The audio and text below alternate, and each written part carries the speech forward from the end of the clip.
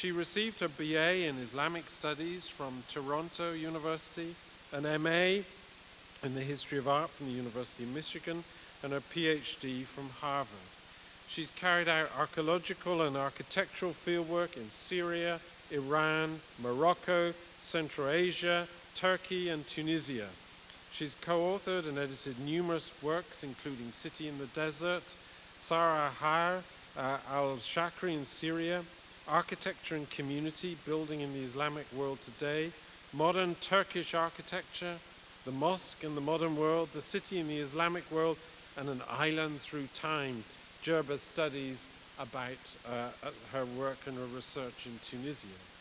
Tonight, she's joining many who've now passed along this fabled road, and she's talking about Samarkand in the age of Tamurlane, Tamurlane.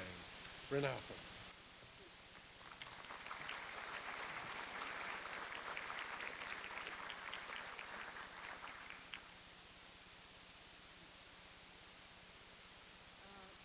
One more technical hitch.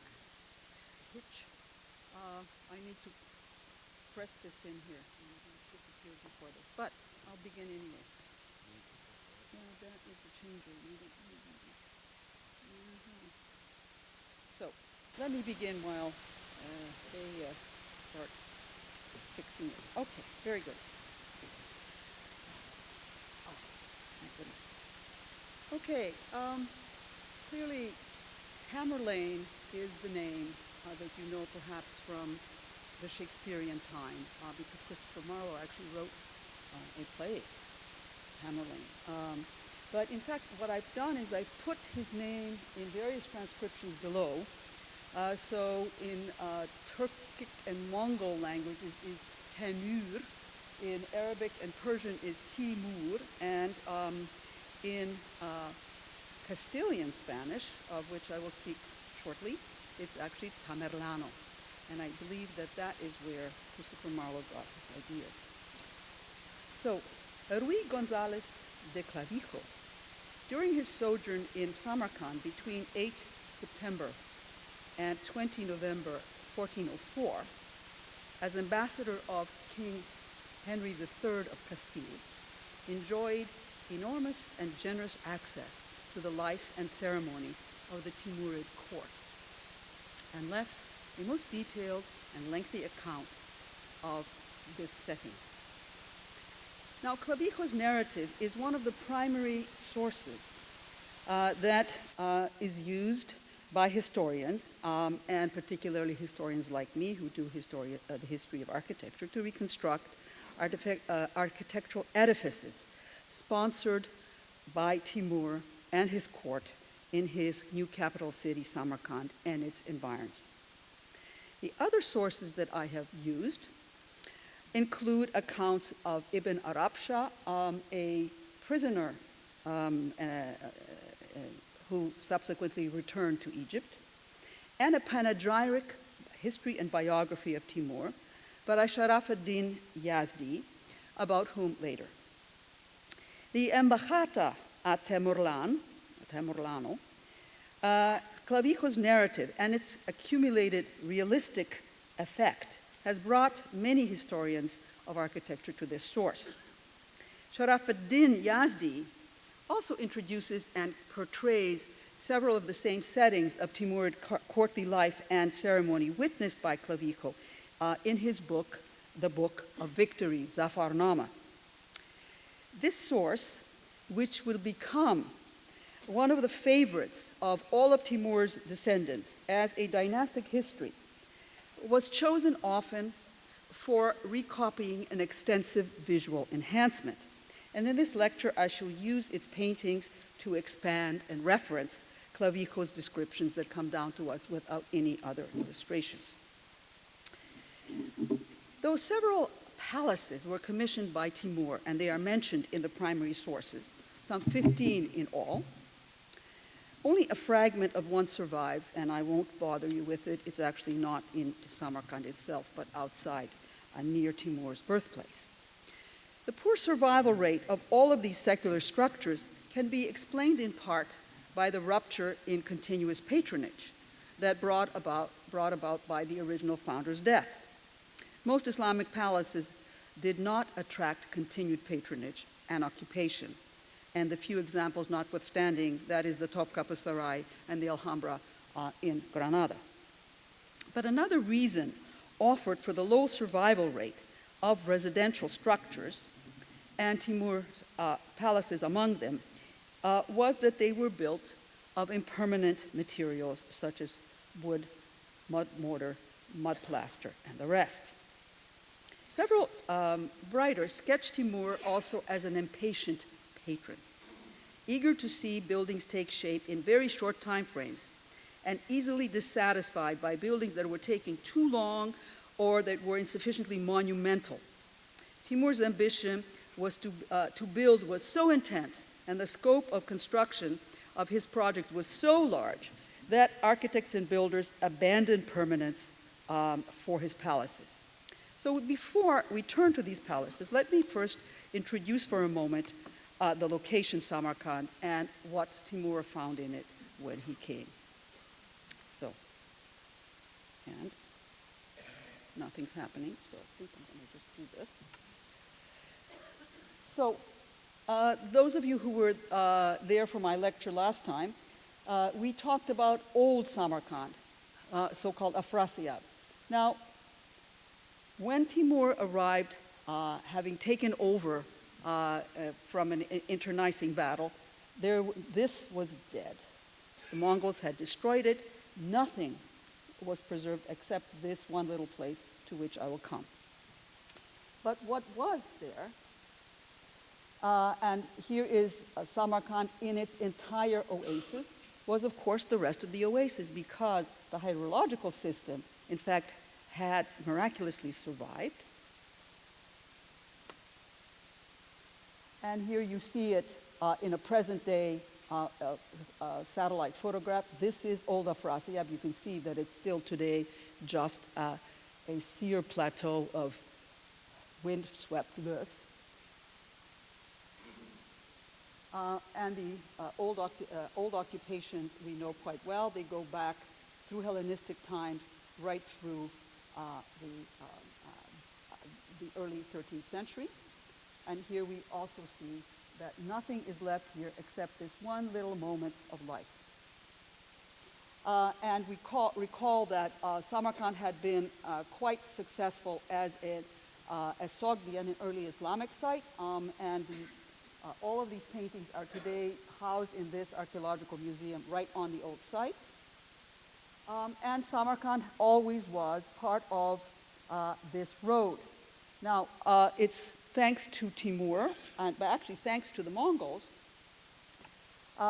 who instituted a Pax Mongolica from here all the way to here, that in fact the Silk Road was once again truly functioning, and we can begin to talk about a land route fully active, fully engaged in bringing a variety of objects and products to the Black Sea and then to the Mediterranean, or from the Mediterranean and Black Sea and thence to China and points in between. This isn't working.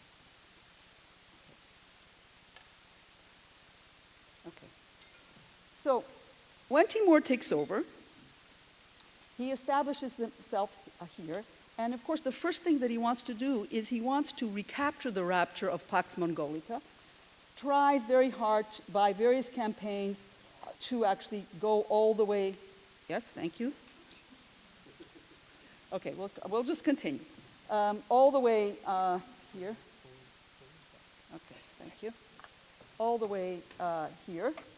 But actually never manages more than really trashing part of the incipient Ottoman reign, and then finally establishes what we could call a Timurid polity within these boundaries.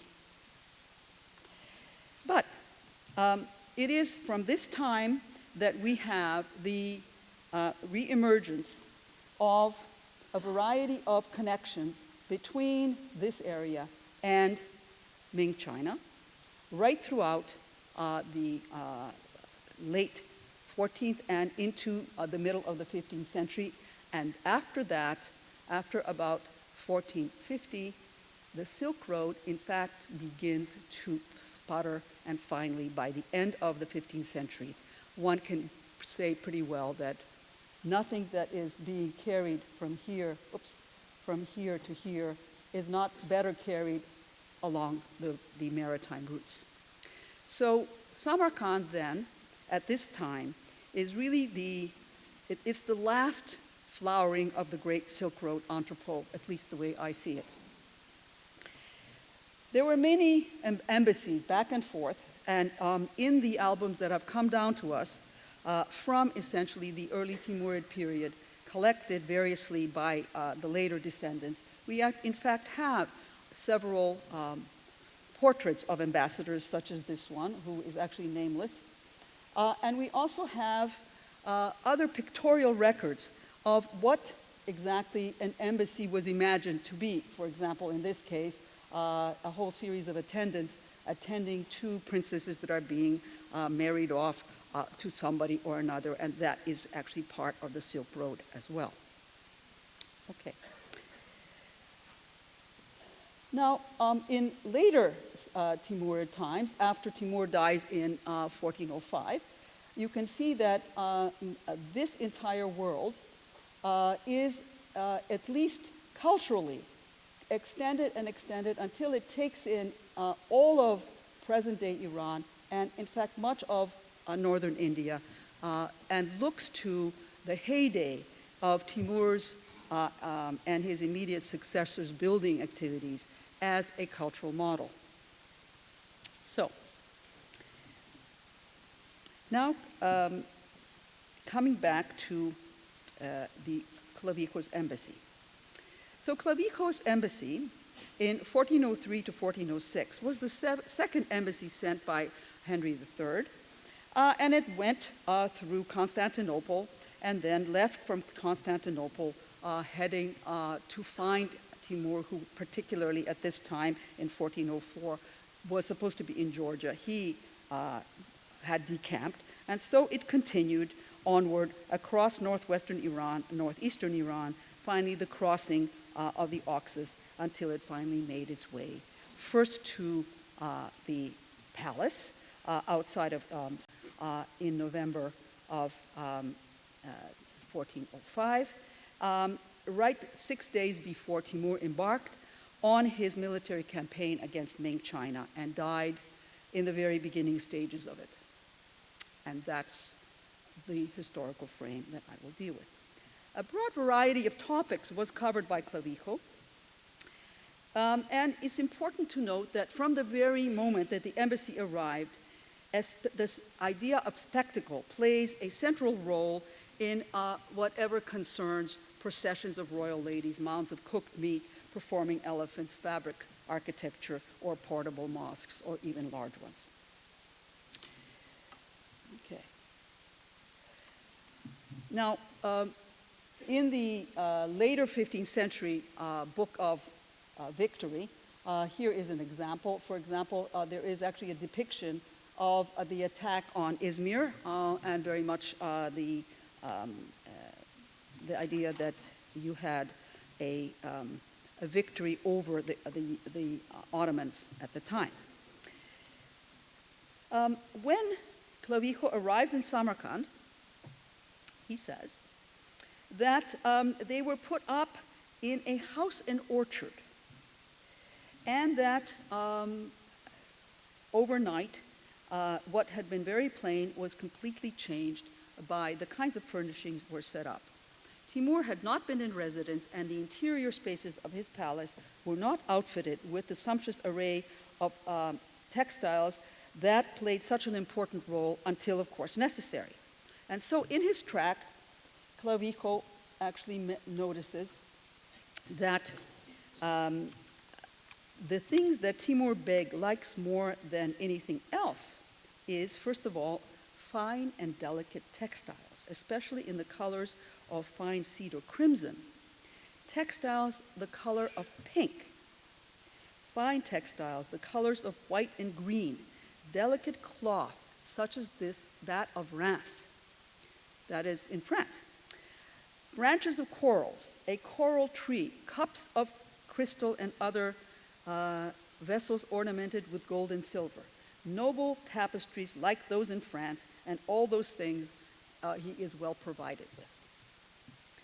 So courtly life and ceremony in Samarkand's orchards and houses takes up a lot of space in Clavijo's account, and I will not bore you with all of it because it's really quite boring to listen to lists of things. Nonetheless, just to give you a taste of it, here is actually a double-page painting presently from the Garrett collection in the Walters in Baltimore, where you have such a depiction of Timur granting audience, in this case in Balkh, but it could be just about anywhere, where in fact you see exactly that it is in a walled garden with its own door right there, and that inside the garden is a pavilion on top of which, or in which, is a mound on top of which has been erected a very, very fancy tent with actually yet a canopy behind it. So when the embassy arrived in one of these grand houses, surrounded by an orchard and built on a plain beside a river, after dinner, they were given permission to approach Timur. The embassy stayed until Timur finally called on them. And then Clavijo describes the various fruit and shade trees planted in this orchard, its tanks of water, and the large artificial mound of earth in the center from which one could view the orchard. And this is actually quite important in terms of what we will know about gardens. There has to be a viewing platform of one kind or another. Now, Clavijo proceeds onto the closer in the city, but from there until the city, there is a plain of orchards and houses and squares where they sold many things. And then we came to a great orchard and house in which His Highness was outside the city. When they reached the entrance to the orchard, they stopped and were asked to hand over their gifts. Otherwise, nowhere to go. Then they were taken into the orchard, 2 attendants flanking each member of the embassy with their arms placed under the Spaniards' armpits. Okay? This is one means of controlling visitors, okay? By constraining their movement. I have to tell security that. The embassy was led forward and past 6 elephants carrying wooden castles, that is howdahs, and standards. And then the attendants made the elephants perform tricks. And a succession of raised platforms was followed on which sat Timur's nephew and other princes, and then finally they were asked to produce the letter from the king. This passed in turn, finally, after all these protocols, they were like they are sort of sitting quietly or there in some fashion. And His Majesty was in something like a portal, which was before the door of an entrance to one of these beautiful pavilions. A basin contained water that shot up into the air with red apples floating below, while beyond it, Timur sat on small mattresses covered with rich textiles and cushions.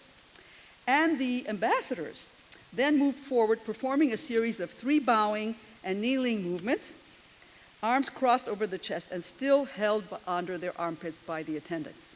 I can imagine what that would have looked like. The Spaniards remained in a kneeling posture on the 3rd movement. Finally, there's another prescribed ritual choreography of the Turco-Mongol court, termed the Ulu Jamishi in Mongolian.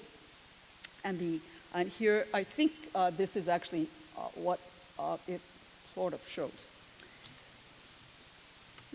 After this ritual, these attendants withdrew, and Timur then beckoned them to come closer, and Clavijo was standing close enough to him to observe Timur's sagging eyelid. He died of a stroke. There was a brief verbal exchange ensued in which Timur asked after Henry III, and then the translator read out loud the official letter that was in Timur's possession. He offered to read it, but Timur said, no, I will look at it privately. I don't know what that meant. So in Clavijo's recounting of this feast, there is a whole sequential order of events, And it includes such details as transporting of food to the banquet with huge leather trays equipped with handles and so heavily laden that they had to be pulled across the ground, bowls and jugs of gold and silver, and food mostly boiled and roasted meats, some prepared as stew, and as well as fruit, melons, grapes, and peaches. And it was finished off, this feast, with a drink of mare's milk with sugar, which, I thought of it, he observes is a good drink that they make in summertime. Then they left the orchard and were placed in the care of a gentleman who was the main doorkeeper, or at least that's what it was. And this garden is called the Heart's Delight Garden. In this orchard, there were many tents draped with panels of silk and other manners, and that Timur stayed there until the following Friday, where he departed to another orchard and another beautiful pavilion, which he had ordered built, called the Bagh-e Chinar, the plane tree garden. Finally, he left for yet another orchard and another house, also of great beauty. And so these descriptions go on and on and on. The entrance to the orchard is high and grand. Its brick fabric is decorated with tiles of blue and gold, and inside there are many trees providing fruit and shade, and streets and walkways lined with wood by which people walked. And in this orchard are many tents put up and awnings of colored tapestry and other silk cloths of many color with designs and some plain. In the middle is a building whose interior, arranged in 3 alcoves, is also furnished with hangings. This description provides many details of an interior, how it was decorated and furnished, including a table set with ewers and cups of precious metal encrusted with stones and pearls. Then the itinerary continues until he comes to a new place, and this is the new garden, the Bagh-e-No. And then it narrates a feast that was ordered and customs associated with wine drinking under the Timurids. Clavijo writes that the men who drank the most earned the title Bahadur, from the Mongolian Bagatur, meaning hero. And that only after the drinking had ended, the food was brought in. So everybody was quite inebriated. I don't think they even tasted what they ate. The feast culminated with the ambassadors being showered with silver coins. This actually is a topos, and we find it again and again in the time-honored traditions of Islamic royal courts. Then the next day he moved again to another garden for another feast, and the ambassadors were again invited. And this garden and orchard was also very beautiful, and the rituals of drinking and eating were repeated here. And the ambassadors again were given the robes of honor, and that is the robes of brocade. So the ambassadors were essentially based in one primary site and then were invited intermittently all around Samarkand, the walled, inside and outside the walled city, for particular choreographed events. And now I'm going to show you a whole series of sketches and partial paintings that have come down to us from the Timurid artistic workshops that in a way give you these ideas, give some idea of what it is that we're really talking about. In particular, there is an event that in the span of little more than 2 weeks after the embassy arrived, Timur ordered an assembly at the Kurultai in the meadow of the Kanagil, which is immediately east of Samarkand. The primary function of this Kurultai, which in Mongolian means assembly of nobles, council or jamboree, was to celebrate the marriages of 3 Timurid princes, Timur's sons and, in fact, grandsons. But it actually had another whole series of myriad functions. It included also the celebration of Timur's triumphant return to Samarkand after 6 years of campaigns. After all, he'd just been to Georgia and places west. The execution of justice, actually there were 2 or 3 people that were actually put to death. The display of the imperial capital's economic wealth, and here I think it's mostly booty from the list, and then the reception of various envoys and ambassadors. failure to attend the Kurultai by those who belonged to the Timurid elite was read as potentially seditious behavior and resulted actually in retribution. Now, the Kurultai of 1404 begins with the fact that Timur ordered tents to be erected for him and his wife in Khanagil. And now, here I'm showing you one kind of, and let's just go through the images. So this is a later version, but and here are the earlier ones. So here still, the Timurid wives at the end of the 14th, beginning of the 15th century are still shown as Mongol ladies with their high felt hats. And this is where you have them right there. You're here.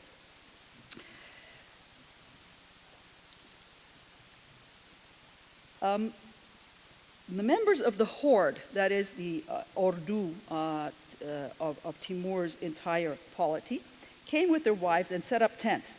The tents were arranged not in an arbitrary fashion, and here there are more of them, but according to their status and place of their occupants. There must have been about 20,000 of them. The horde also brought with them butchers and cooks and vendors of barley and fruit, and bakers with ovens who were all positioned within the encampment in remarkable order, everyone arranged according to marked streets. Reminds me of a military encampment. In fact, this is what Ordu means, military camp. The logistics of organizing such an event belonged to two military appointees, the Jurchi, who was entrusted with the task of finding grounds for setting up the camp and its tents, and the Tovachi, who was responsible for overseeing the construction of buildings, the dividing of booty, the organizing of campgrounds, and helping with the arrangement of the feast. At the Kurultai in Khanagil, next to Samarkand, it is clear that something rather festive than military was taking place. So it was, at the same time, Ordu was referencing the horde, I mean the entire polity. At the same time, it was actually the armed camp. Many people were invited to this feast, including Timur's entire family, and Clavijo, sitting under his linen awning, remarks, "Near these awnings is a great pavilion, which was made like a tent, except that it was 4 squares, and it's high as 3 lances and more, and the skirts of it do not reach the ground. And it is 100 feet wide, and has 4 corners, and the center round like a vault, and they built it over 12 trees as thick as the man's chest, and they were painted in blue and gold and other colors. This main pavilion was then enclosed with a square-shaped wall of cloth fashioned like porticos, and inside this pavilion was outfitted with the customary colored hangings, some embroidered with gold. At the top of this pavilion, among the staves, is a tower with battlements of silk." So one can only imagine that this kind of architecture, this kind of tentage, is a soft version of actually, it's referencing the hard architecture that's actually coming up next door. Near this pavilion, there was a fence like that of a town or castle, but of silk cloth, of many colors, with battlements above, and cords that were inside and outside, by which they were tied down. And inside there were poles that held it up. And this wall was very round and large. It was as wide as 300 feet and very high, the height of a man on horseback. So you can imagine that there this ordering of the curtain or encircling wall made of cloth fashioned barriers to divide interior from exterior spaces. And so now this is why in the pictorial record we have coming down to us, we have depictions of so many different kinds of tents. And so here you have one kind of awning. This is a great white tent. Look at the way in which it's struck. Here's another one somewhere there. And of course I showed you any number of others. Here are still others being essentially that are all part of the placement. Inside this enclosure In addition to the main pavilion, there were many tents and awnings. And one thing to look at the Spanish vocabulary is really quite interesting what Clavijo does with it. So in this case, it's tiendas e sobras armadas of variety of types. And the tallest is in circular shape and doesn't use guy ropes to stabilize it. Its structure is fashioned from poles as long and thick as lances, and fabric is stretched over it. Nearby this grouping is yet another cluster of tents, enclosed by a textile that is made as if of a frieze of tiles. And so here the interplay between soft and hard architecture happens. This cloth enclosure is punctuated with open windows with its shutters. On October 9th, the ambassadors were yet again invited to a feast, but this time by Khanzadeh, the wife of the son of Timur. And it was likewise held in an enclosure with a tent. When the ambassadors approached the tents, they saw many jars of wine. And his account of this feast is replete with all kinds of details about the seating arrangements, the guests, the forms of entertainment, the buza, that is the sweetened mare's milk, which they drank, and the intricate procedures of drinking wine. Clavijo offers a detailed account of how wine was presented to the Khanzada. I think we have one there, right there. Yeah. And her female companions in small golden cups carried on golden trays. Facing the Khanzada, the server carrying these cups performed 3 kneeling movements on their right knee, and then standing on one spot and not moving forward is only when other servants lifted the cups from the trays, white cloth preventing the servers from touching the precious metal, and presented them again in kneeling position to the Khanzadeh and other women. Then they withdrew, all the while facing the royal assembly. This service took place over time and involved several refillings of the women's cups, as well as the women ordering the servants to drink cups filled with wine. Everybody got terrifically potted, I think. They did the last to amuse Khanzadeh and her company. In addition to wine, the women also drank sweetened mare's milk.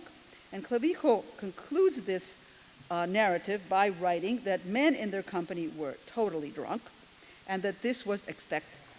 Following the Turco-Mongol custom, food was served only after the drinking was completed.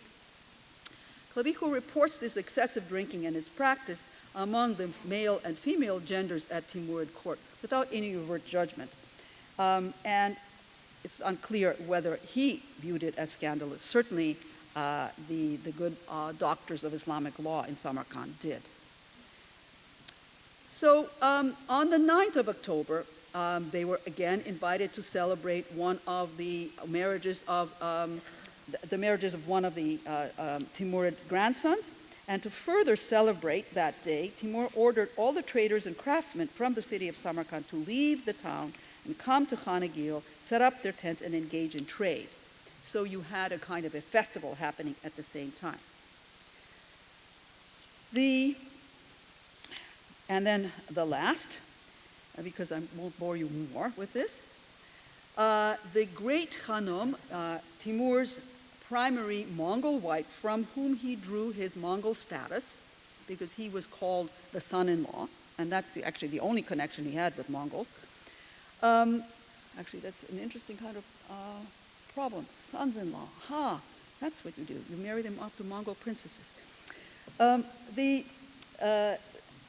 feast began after they were seated, and then the Khanum, Sarai Mulk Khanum, had again her enclosure set with multiple tents, and the chief one of them was a trellis tent covered with a red textile with doors covered with a material that was in some way transparent, visible from the outside, and opaque from the inside. And the inside of these doors were appointed with figures of St. Peter and Paul holding books in their hands made from silver. And these had been taken as booty when he raided the treasury of the Turks, meaning the Ottoman Turks. He'd just come back from there. And of course, Clavijo recognizes, he knows his iconography very well, and he recognizes that. So, now, in this same sketchbook, in addition to the great feasts that we have, we also have other rather unusually placed and unusual illustrations. I'll show you a few of those. This one, that has nothing to do with the great feasts, but it has to do with the ordu. Because in fact, it's a whole series of notations about nomadic life out there in the steppe. So in addition to the great and ordered orchards, there is another life in which the ordu partakes. So here are the nomads essentially on the march. Here is one, and then here meeting up with really down and outers or dervishes. And in the same sketchbook, there are also depictions of buildings like this, which now, considering Clavijo's descriptions, I don't know whether this is a depiction of a real building or whether it is actually a building made out of textile. Most likely that too. And that textiles occur, for example, as this one is clearly a design for a cloud collar to be embroidered elsewhere in this particular portrait of a Timurid server. Now, in addition to the great meadows that are outside of Samarkand, life still continued here in the old city, just in this one sliver. But then in all of this part that had been the great gardens over from the middle of the 14th century onward, it actually started coming back to life. And so Timur, in his massive commissioning activity, ordered several major buildings, and then all of the Timurid princesses ordered all of these. So let's now look at some of them. And so here in the sketchbook that I'm talking about, which is today preserved for us in the Topkapı Saray in Istanbul, here you have a depiction of building activity, not the putting up of tents, but actually the building up of actual monuments. And so in addition to this little sliver, essentially what we're looking at is a great monument here, a great monument here, great monuments here, and then here are all of the gardens that we know were located where all of these feasts that Clavijo tells us about took place. Okay. In the Zafarnama, and this is the later 15th century copy, we know that Timur commissioned massive building activity and was totally impatient. So for example, this is the depiction of the building of the Great Mosque of Samarkand, and you can see all of the different people, including the overseer with his stick. And then hidden over here, I've always been interested in this little group, and if you see it, here is this man, and what he's doing, he's standing with the model of the dome that will be built on top of the Great Mosque. And it looks like this. It is one humongous piece of work, and the way in which you can see that it is so large is actually to see it from here, and to see it in a 1921 photograph, which is an enormous, enormous portal, or to see it dwarfing the passerby here, or here. And in fact, until the current Uzbek regime, which rebuilt these domes with concrete and steel, this is how you would have seen this building. Beautifully decorated, and in fact, each of these parts could very well have been then copied as soft architecture in and part of these descriptions that I've just given you. Now, the reason that we know that Timur was pressing very hard for these kinds of buildings is actually hidden in the guts of this building, which you see is one enormous layout, and most likely laid out by masters who were brought as corvée from Shiraz, and pressed so hard to build that in fact all sorts of gangs of builders were brought in, until finally the dome itself was actually built by a whole other group of people who did not know how to build a large dome, the dome of the size that the commissioner has ordered, on essentially smaller piers that would have necessitated pendentive transitions rather than what they did here is, make a much, much larger pier and then actually build these simple, large squinch transitions. This actually shows us very clearly that not only was Timur an impatient patron, but that also the idea of having 2, 3, 4 different knowledges about building come together, forced together, welded together in this way, was part and parcel of what architecture in Samarkand was going to be. Now, further down, his descendants then, this area comes to be built up because of the attraction of all this new trade that is coming in exactly through the revived Silk Road. We have the building up of this area here, which is called the Rikistan, which is, it was simply the sandy place. And over the next 40 years, you have the rise of this rather wonderful square that you see both in section as well as in a drawing, and finally in an aerial view. And this then becomes the center of New Timurid Samarkand, the new urban center, away from the old area completely. Yet, life did not completely stop here. And it is this area here, that old road, because essentially that's what it is, that went over the old walls and then brought you through a street until finally you came to this little shrine where supposedly a cousin of the Prophet Muhammad had been buried in the 8th century. Whether this is true or not is a different thing, because the place is called Shahi Zinda, the living king, and it survived all of the destruction of, after the Mongols, only to be taken up by the Timurid women. All of these places are built by them as their particular row of buildings. And here you see them in a row, 1, 2, 3, essentially an entire chronology until the middle of the 15th century. But what makes it particularly interesting as a follow-on to the Bibi Khanum Mosque, to the Great Mosque, is that it is actually in this shrine street that we have the trying out from one dome to another, and they are arranged in order, 1, 2, 3, 4, 5, 6, 7, of what will become the new style of building.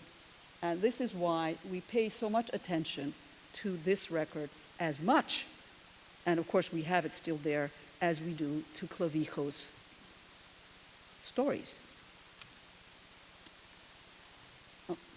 So, to complete, Clavijo's narrative of his visits to the orchards and houses of Timur in Samarkand's vicinity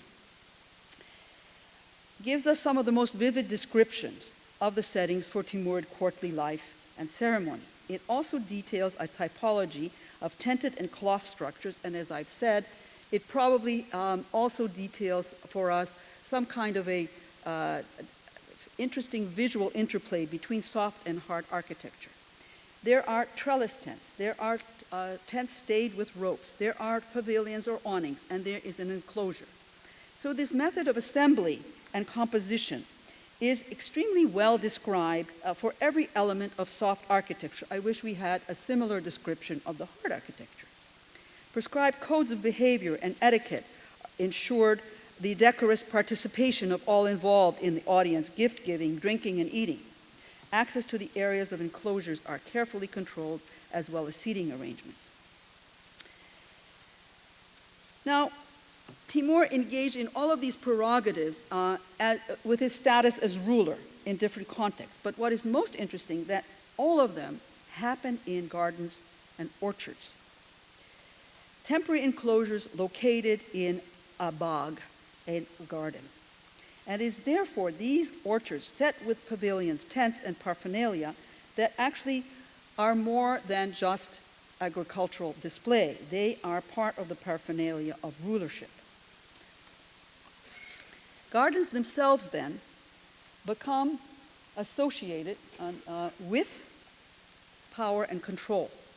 A later 15th century agronomic and garden treatise called the Irshad-i-Zerae gives clear prescriptions of how to establish gardens and records the development of a specialized profession, that of a garden architect, a bageban, whose job it is to lay out such gardens. To such an extent did the Timurid descendants follow this, that when they moved through India, that is the Mughals, they marked their progress by essentially establishing these kinds of gardens. The ordered garden universe expands into the countryside without even a single ruler, but it is to rule. So by the end of the 16th century, it is an idea of meeting and it, in fact, an idea of presence, an idea of the city. And here, let me just show you, there is one still left in Kabul, which has been presently restored by the Aga Khan Trust. There is actually a much later one where actually we have a depiction of a landscape architect with his drawing board. Yeah. And finally, the best of these gardens is actually a city, because Isfahan, the early modern city of Isfahan, owes its layout to these very first experiments of engaging the garden, the Persian tradition, and the Turks in it. Garden is transformed, or was transformed, by Timur's presence, not only by his being there, because it was made ready by these temporary elements, hangings, and the rest. But once the idea is accepted, we are not surprised then in the end to actually see that the garden, drawn variously, or even that Shah Jahanabad Old Delhi is laid out as a garden. All of this from Timur's feasts. And to end, I end with a poem by Yazdi, who wrote, "What can I say of the tent maker? That subtle one made a moving camel. From sticks and reeds and rope and canvas, he artfully made the structure of a camel. And then he secreted himself inside to display his craft to the people of the world. When the veil was drawn aside, see how the maker is hidden within his handiwork. In just this way is the entire world, so gaze upon it with a sight of insight." Thank you.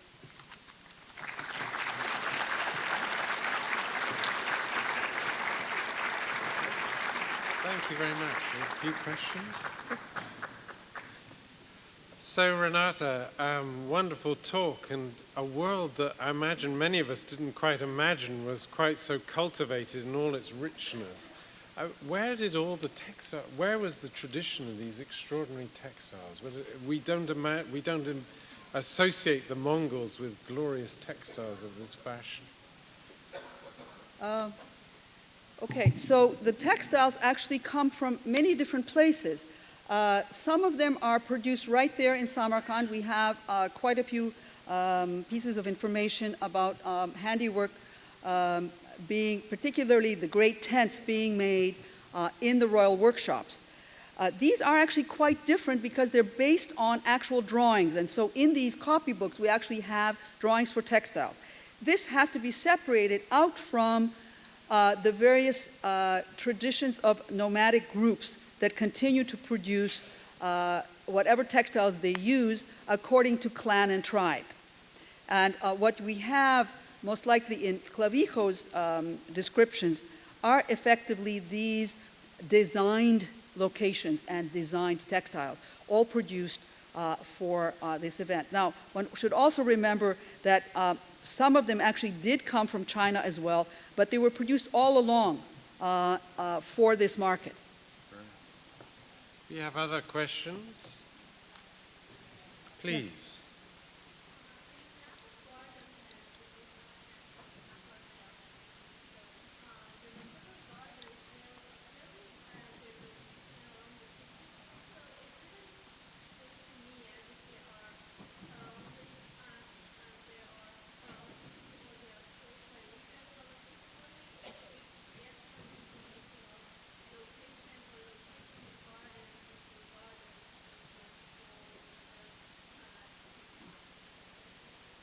So the question is about locating the gardens in these pictures of that period. So the map that I showed gives them to you very notionally. I mean, just north, south, east, west.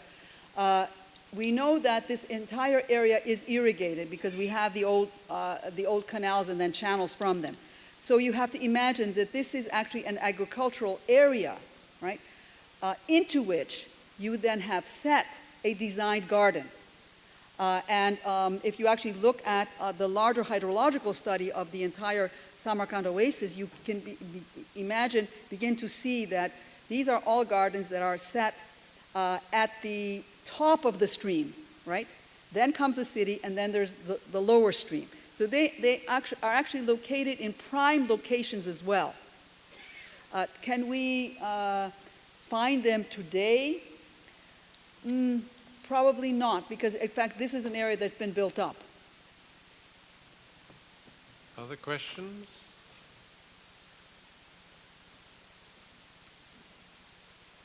Please.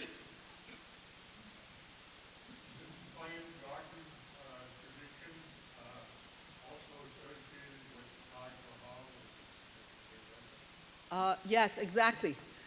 In fact, the line of landscape architects that is mentioned in the agronomic treatise can be traced directly to the designer of the Taj Mahal garden. And in fact, we have the entire line of descendants.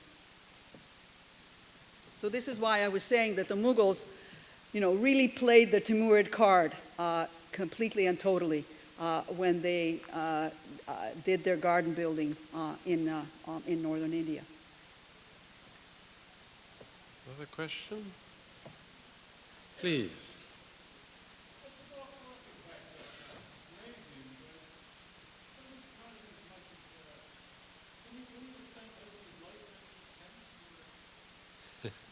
No. No, well, one thing is to have a campaign tent, and it's another thing to have a tent, or I don't even know whether I would call it a tentage, that is built in such a way as to simulate actual architecture. And once I was working on this, this idea just flitted through my head, but I really didn't know whether I would push it, but now that you ask me, I will. That, in fact, many of these enclosures and these kinds of pavilions were actually tryouts for actual architecture.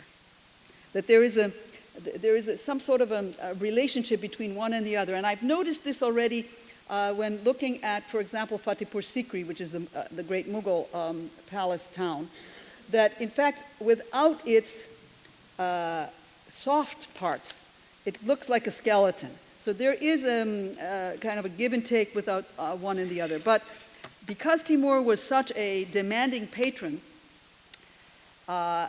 threatening architects actually with death, I can imagine that there were all kinds of arrangements that were, tried out simply in terms of layout just to see whether this would work. And had it not been for the restoration of the Great Mosque, we'd have never known that they actually switched gangs in the process of building the dome. So you can imagine that somebody must have been tearing their hair, literally, to be sure that the thing was standing. Exactly, and so these very large scale, 20,000 individuals with tents, and the descriptions are so over the top. At first I thought, well, Clavijo is simply overdoing it. I mean, of course he's an ambassador, he's coming back, he's supposed to give as full a description as possible. Why would he, not say it was the most fabulous place he's ever been to? But then, comparing it to other sources, it's quite clear, and also the visual record, that granted is, not a one-to-one match, makes me think that in addition to the daily wear tents, right, that you pack up to go on a campaign, you actually have the tentage is so extensive and so varied that essentially you put it up and it looks different in all of these different ways. We have to think of it, also we have a very good record by a set of artists working for the grandson of Timur, where the artists actually write a report saying, so-and-so has finished the Zafarnama, so-and-so is finishing the decoration that will be sewed onto the great tent of the Kurultai, so-and-so. I mean, you have a pretty good idea that this is not just your basic yurt. Please. Formal gardens of Europe that are 100 or 200 years later started come to these traditions and ambassadors will bring it back and forth. Well, I don't know, but that's something to, that connection needs to be made. We have drawings, European drawings of Isfahan gardens. So there are people like Ambrogio Bembo and many other European travelers coming to late 16th, early 17th century Isfahan that actually do draw all of these gardens. But the garden tradition in Italy in particular is actually a feature of the early Renaissance. So they look to me to be contemporary at the very least. And whether there's actually an intersection, well, I would have to work very hard to prove to my Renaissance colleague specialist that that's the case. Please.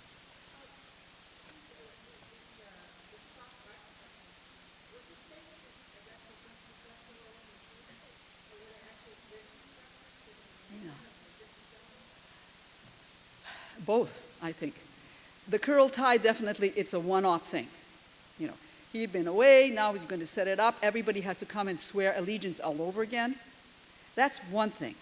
Then there is actually this other part that I did not stress, perhaps, and that this is that for this kind of occasion, this is where you have the intersection between the people who live in houses, that is actual hard architecture, and the people who live in tents, and they meet in the garden. And the intersection is actually a cultural intersection as well. So it's a very, very interesting back and forth. So you can imagine that, Saray Mulk Khanum or any one of these Mongol ladies would prefer to live in a very fancy pavilion, but also, in fact, I skipped that part because I was running out of time, had a house in Samarkand, an actual house. And Clavich was, uses the term casa, which, looking at etymological dictionaries and the rest, still means house. Please, right at the back, and then this lady.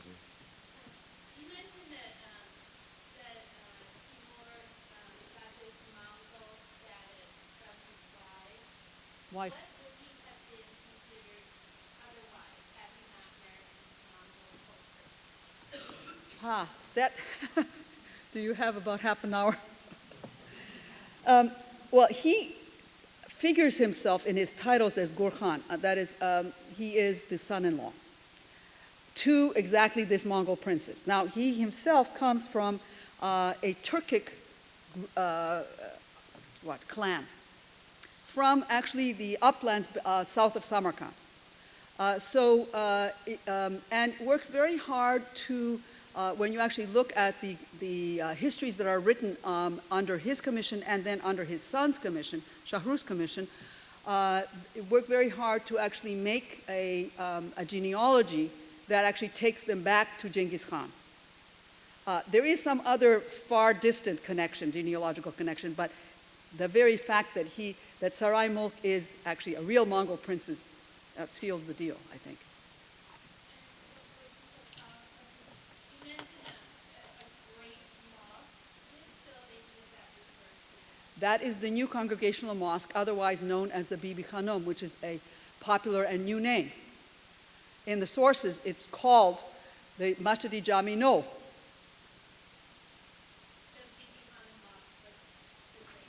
Yeah. The Bibi Khanum is actually a popular name given to Saray Khanum's benefice, which is across the street, which was a legal college, a madrasa, and her own mausoleum that have since disappeared, almost. There's a question here. Yes. Ha. And this was the third embassy, wasn't the first one. This has to do with the way in which the Spanish crown saw itself vis-a-vis the Mediterranean, vis-a-vis the rising power of the Ottomans, and looking for possible alliances. So that's why, you know, they're sort of jumping over. And that's actually an old pattern. Because already, if you recall, in the 13th century, the Mongols were actually presented to the Western European imagination as the people who were also Christians. I mean, there's the legend of Prester John somehow, and you have, you know, various people trying to get to them, going around this central part that was variously occupied by, you know, not friendly forces. But once the Ottomans start to expand and literally seal off the Eastern Mediterranean, there were attempts by various European, and particularly by the Spanish monarchy, to actually counter that. This entire scene changes dramatically at the end of the 15th century, as you can imagine, because once Africa is circumnavigated, then that entire Silk Road, the middle of this huge landmass, actually starts to fade.